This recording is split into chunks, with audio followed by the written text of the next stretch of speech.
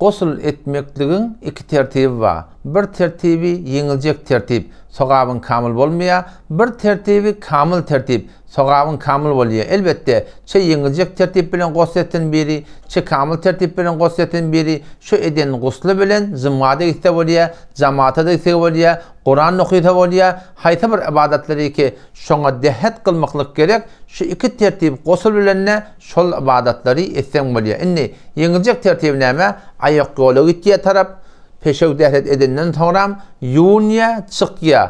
Dehlet kılmanjak, şu toratna hammama girýär, ağlın çayqaya, burun çayqaya, şu toratna kamil goslet diýär-de çykýar. Muňa diýerli yeniljek tertip. Ortada dehlet kılmadyk derekli, muňa dehletsiz diýilmeýär. Şu eden gusly dehletiň ýerine ýaraýar diýip elbette şoň gusul wajyp bolupdy. Ağlyn burun hetmin çayqamaklyk gerek. Eger ehyanan ýadyndan çyksa da gusl edip çykandan soňramda ýa namazda barýakada, haýty bir ýagdaýda namazdan öňçe ýadyna düşse, şu ağıl burun çayqasa, şol adamyň hem gusly kamilligi bolýar, hem de dehletinin kamilligi bolýar. Şo bilen jymgy jamaata gitmeklikde hiç bir aýyp ýok. Elbette kamil tertip näme? Aýak goly gitýär, peşew dehletden toram ýuwunyp çykýar, kamil turutna dehet kılýar, ondan toram girýär hammama, şu turutyna kamil turutna gosletýär. Inelekim iki tertipde de şu turutyna şol edilen gusul bilen jyma gitmeklik, jamaata gitmeklikde hiç bir irat ýok. Bir adam ağladan bilen hamana jyma uny